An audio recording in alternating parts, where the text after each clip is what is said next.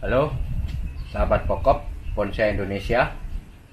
Jumpa lagi dengan saya Rudi Julianto dalam channel YouTube Pokok Art. Pada kesempatan kali ini saya akan mereview tentang jenis pohon cemara udang. Cemara udang banyak yang mengira karena namanya cemara, dia adalah keluarga atau spesies dari cemara-cemara yang lain seperti cemara sinensis atau cemara duri. Ada juga yang mengira bahwa ini adalah keluarga atau spesies dari pohon pinus. Sebenarnya cemara udang ini berbeda dari jenis juniper maupun jenis pinus.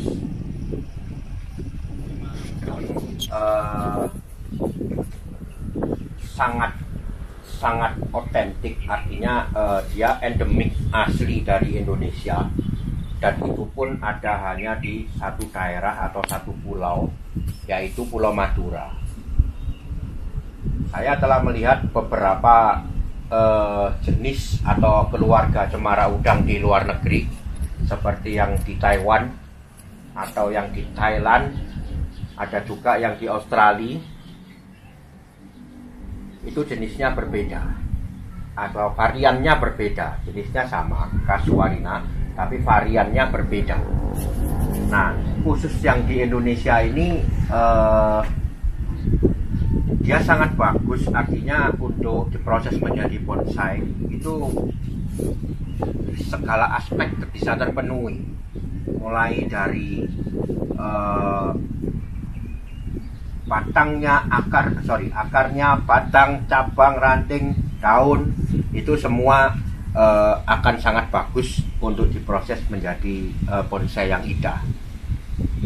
Beda dengan yang di Thailand atau di Taiwan atau juga yang di Australia, daunnya lebih kasar, lebih besar-besar. Nah, itu mirip cemara angin di kita. Kita ada cemara yang kalau kita lihat di pinggir jalan itu banyak cemara-cemara yang mirip daunnya dengan cemara udang ini, daun jarum panjang-panjang. Nah, itu kita biasa sebut cemara angin. Cemara angin sangat sulit untuk diproses perantingannya. Jadi gampang mati ranting atau gampang mengering, terus daunnya juga nggak mau lebat seperti ini. Nah, itu cemara angin itu yang banyak saya lihat dibuat bonsai di Taiwan dan di Thailand. Oke, ya seperti tadi saya ngomong bahwa kondisi-kondisi untuk dibuat menjadi bonsai yang bagus sangat available atau tersedia di jenis pohon ini, cemara udang.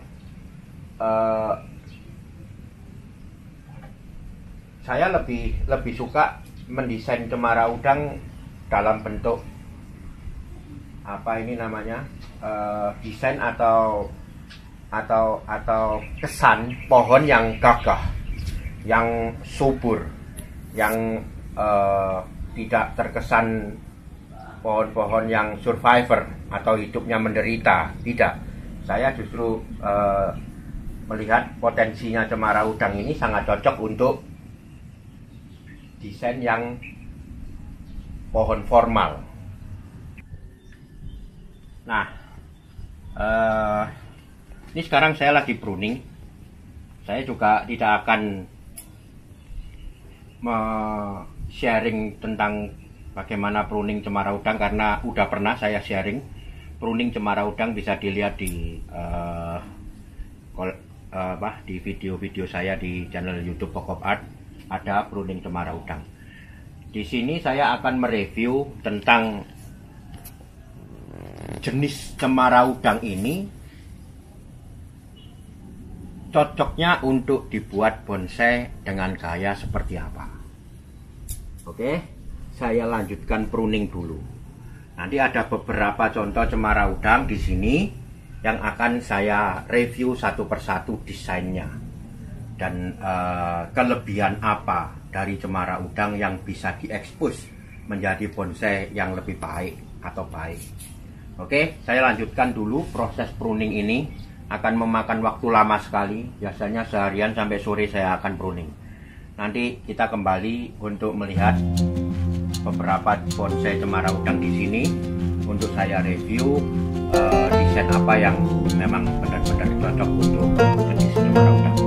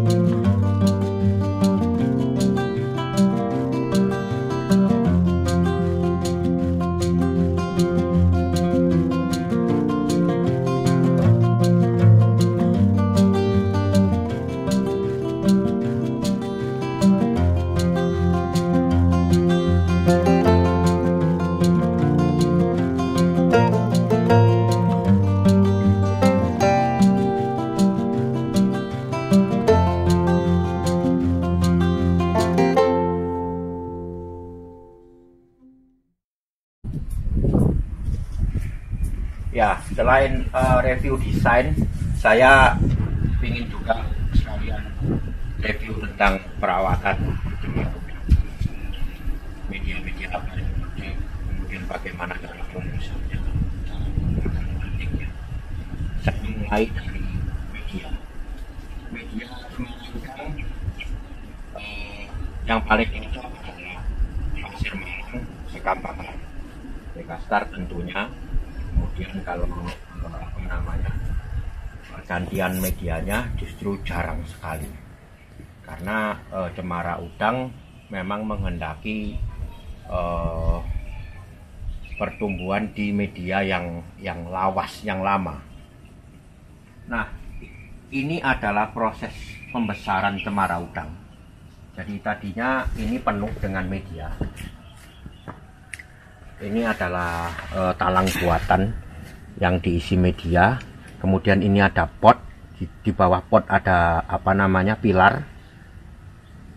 Nah, pohon ini tadinya diisi media penuh sehingga akar bisa keluar turun ke dalam media ini. Tetapi ini ada sedang dalam proses pelepasan dari tambahan media ini. Jadi ini akan kita angkat, kita ganti pot. Akar kita potong sedikit demi sedikit. Ini proses sudah hampir 1 tahun. Sedikit demi sedikit kita potong, kita cangkok, sehingga di sini tumbuh akar. Nah, ini sudah banyak yang kita potong. Mungkin bulan depan akan kita ambil, angkat semua, dipecahkan potnya, dipindah ke pot yang baru. Ini untuk pembesaran. Jadi pembesaran, pengelosan. Cepat sekali cemara udang. Dengan sistem seperti ini saya peroleh dalam kurang lebih 6 bulan. Ini sudah segede diameter 4 sentian. Cepat sekali. Nah, ini udah diproses selama 10 tahun. Dari cuman berupa apa namanya ini, badan saja atau batang saja. Kemudian ini semua hasil los di tempat yang sama, tanpa diadakan pergantian media, hanya ditambah saja medianya yang susut. Nah, ini semua hasil pengelosan di sistem seperti ini. Nah, ini ada satu pohon yang sudah kita angkat. Ini juga tadinya seperti itu, sekarang sudah kita angkat, udah masuk ke dalam pot. Ini udah kurang lebih 2 minggu kita angkat. Yang sebelah sana juga sudah diangkat.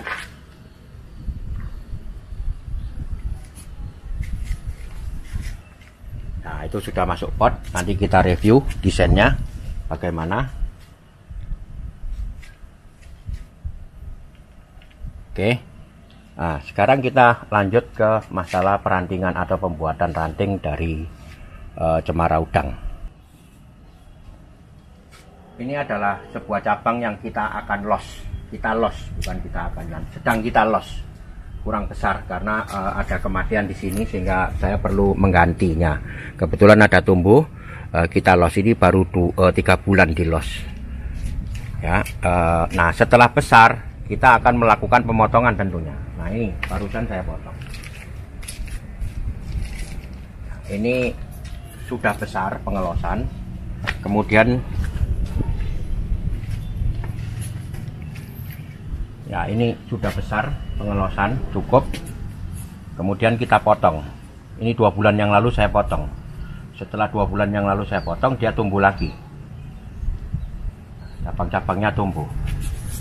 Nah, untuk membuat perantingan yang seperti ini, bisa dilihat di sini. Bisa dilihat ini, detail sekali perantingannya. Ya, ini mungkin memecah sampai ke level 5 atau 6 ini cemara udang. Bisa detail sekali. Ini saya udah tidak memerlukan pengawatan lagi. Jadi dari proses seperti ini bisa dilihat ya, ini ya, ada dari batang mempunyai cabang mempunyai ranting 1, 2, 3. Ranting inilah nanti yang akan terus saya proses bisa menjadi perpecahan seperti ini. Ya, tentunya caranya sangat mudah. Jadi apa yang tumbuh di sini kita potong saja. Kita potong saja. Nah, ini kita potong saja. Seperti ini hasilnya. Ini barusan tadi dipotong. Nah, setelah kita potong, kita diamkan lagi. Nanti dia numbuh lagi. Numbuh lagi, potong lagi. Numbuh lagi, kita potong lagi sambil dibentuk. Artinya kalau anak misalkan ini mau dilebarin dikit, ya biarin motongnya di sini. Kalau yang ini mau dipendekin, motongnya di dalam. Dibentuk dengan cutting tanpa dikawat lagi. Nah, hasil step kedua setelah ini adalah ini.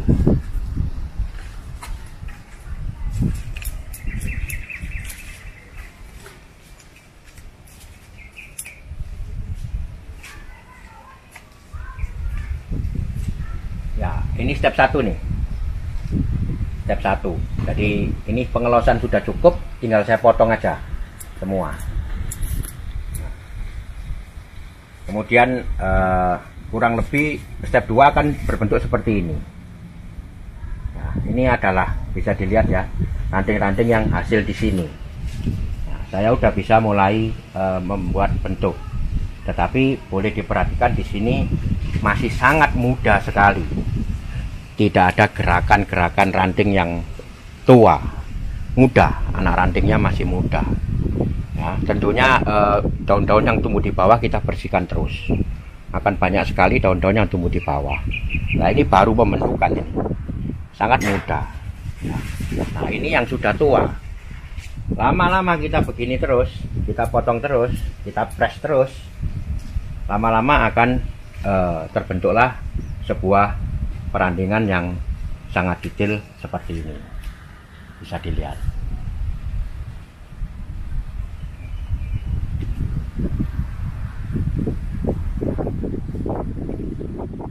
Ya, ini ranting muda.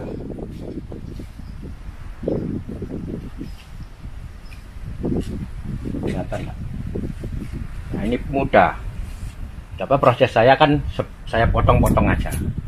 Tidak ada pembentukan setelah cabang, tidak ada pembentukan. Jadi untuk membuat kerumunan atau perantingan tajuk di sini hanya dipres, terus dipres sambil dibentuk panjang, lebar, dan keluar masuknya. Oke ya, jadi ini ranting masih muda. Ini lumayan, ini udah mungkin 4-5 kali proses, ini udah jadi seperti ini. Dan ini yang bisa dilihat, bisa dibedakan, ini masih lurus-lurus anak rantingnya. Tapi kalau yang sudah tua bisa berkirut-kirut dia. Nah, ini. Nah, bisa berkirut-kirut. Jadi karakternya keluar. Jelas masalah perantingan.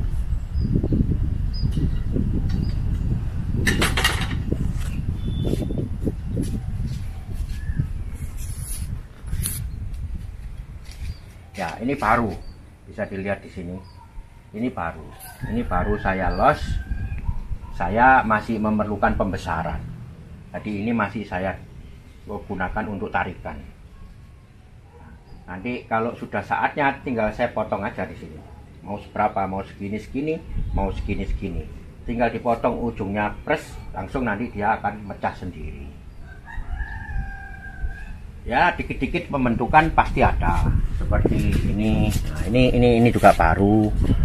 Sedikit-sedikit pembentukan di kawah ada. Tapi rata-rata biasanya saya main cutting saja untuk pembentukannya. Nah, di sini kelihatan ranting baru, sedangkan ini ranting yang tua. Nah, tajuk yang tua ini.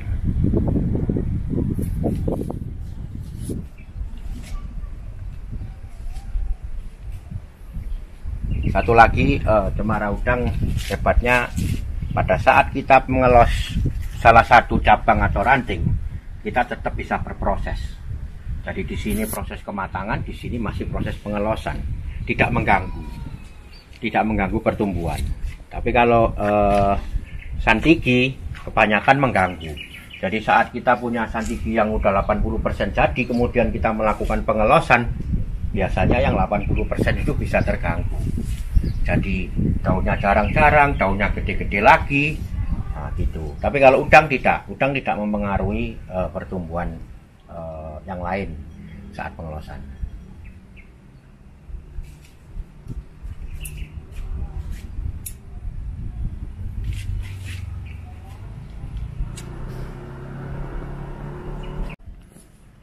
Ya, saya pikir untuk perantingan, bagaimana membuat ranting dari awal kemudian sampai menjadi perantingan yang matang sudah cukup jelas. Nanti kalau kurang jelas silakan ditanyakan di kolom komen di bawah.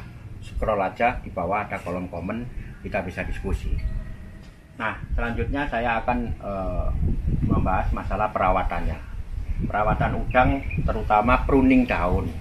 Itu kondisi kematangan seperti ini kita lakukan paling lambat 3 minggu. Ini daun sudah harus dipangkas terus sesuai dengan pola yang sudah ditentukan. Jadi pola potong ini kita tentukan dari awal sambil pembentukan. Selanjutnya kita potong kuning mengikuti pola yang ada, atau bila perlu ada penambahan dan seterusnya.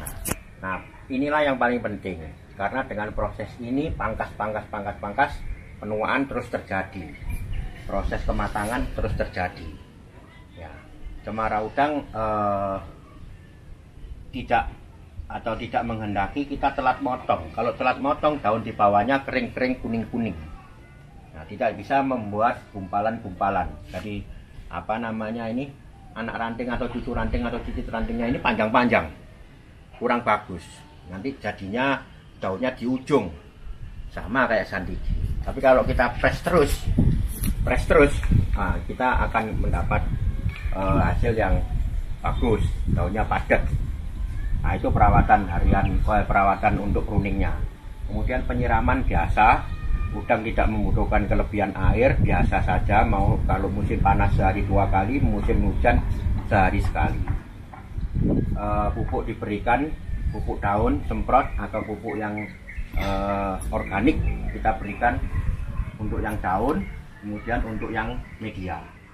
Media kita siramkan, biasanya digunakan fermentasi kotoran kambing. Untuk yang disemprot biasanya kita menggunakan pupuk organik cair dari hasil fermentasi buah-buahan. Nah, itulah sekilas tentang perawatan cemara udang.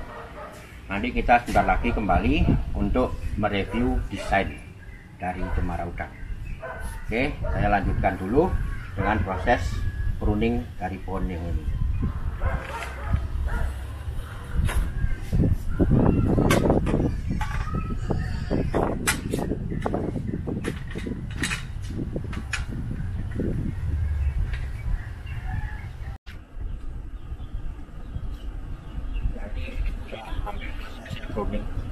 Saya review aja masalah desain cemara udang. Jadi pada desain sebuah bonsai, kita harus mengerti karakter tumbuh dari pohon yang kita desain. Karakter tumbuh meliputi pertumbuhan ranting dan sebagainya. Itu yang paling utama dalam mengerti bagaimana kita mempermasukkan pohonnya agar menjadi sehat. Itu syarat utama pembuatan bonsai. Jadi pohon harus sehat. Nah, cara membuat pohon sehat kita harus mengerti medianya, kita harus mengerti kebiasaan pembuatannya, kemudian pengobatan hama-hama yang sering mengganggu pohon kita. Nah, selain itu karakter pohon. Nah, untuk cemara udang ini karakter perdaunannya bisa dilihat di sini, sangat lebat. Jadi dengan kondisi seperti ini, saya lebih suka membuat desain yang pohon yang natural, yang gagah, yang tumbuh kemana-mana. Seolah ya cocok sekali memang untuk desain bonsai tropis, karena memang bisa dilihat perdaunannya luar biasa, percabangannya juga luar biasa, kemana-mana bisa lebat pohon. Ya, desain yang cocok untuk pohon begini adalah pohon yang kokoh, pohon yang natural. Nah, ini ada salah satu contoh juga.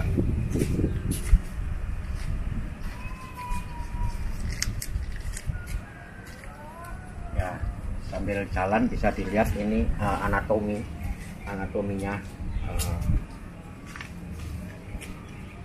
Nah, ini sangat kokoh batangnya, baik perakarannya, batang maupun percabangannya dia kokoh.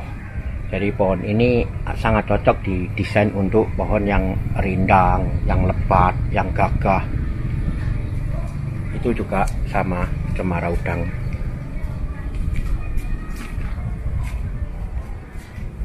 Nah, ini bisa dilihat di sini berbatang banyak. Kekuatan powernya kelihatan semua. Dengan power segini gede, kita harus menampilkan daun yang lebat, yang rindang.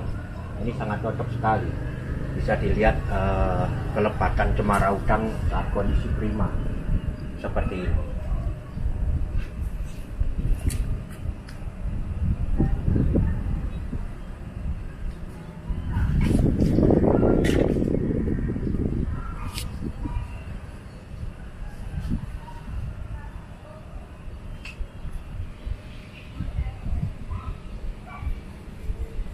kokoh sekali pohon.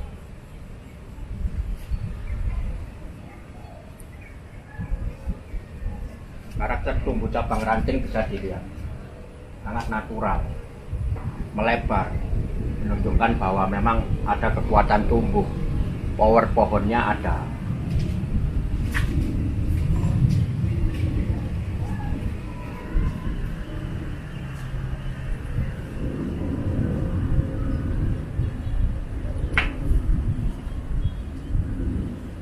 Ini proses desain sudah hampir jadi, kurang lebih 80%, tinggal beberapa pengelosan. Kalau perantingan sudah ramification atau tajuknya sudah mencapai kematangan 80%. Ini lebih matang lagi.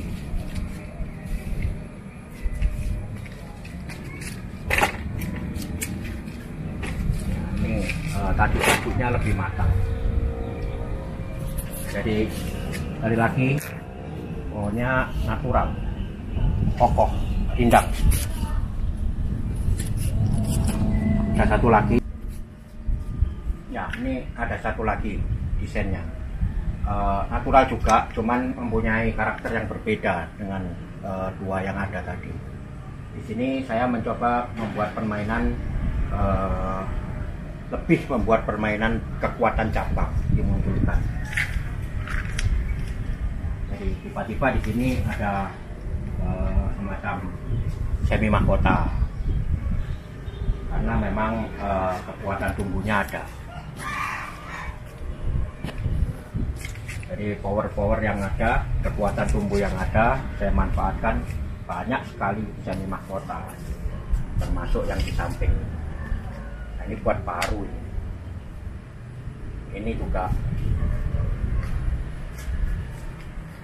bahkan yang di belakang ini ada banyak. Ini lagi diproses atas kekuatan tumbuh. Tidak ada aturan, natural saja. Yang penting penempatan disesuaikan dengan karakter pohonnya, kemudian matahari. Jadi jangan sampai ini menutup yang di bawahnya dan seterusnya. Jadi setiap ada tonjolan di sini, bawah selalu kosong. Kemudian tonjolan di sini, bawahnya ada di sini. Jadi diantarai. Terus, nah kalau itu kita bisa rangkai, maka akan terjadi susunan perdaunan atau tajuk yang natural.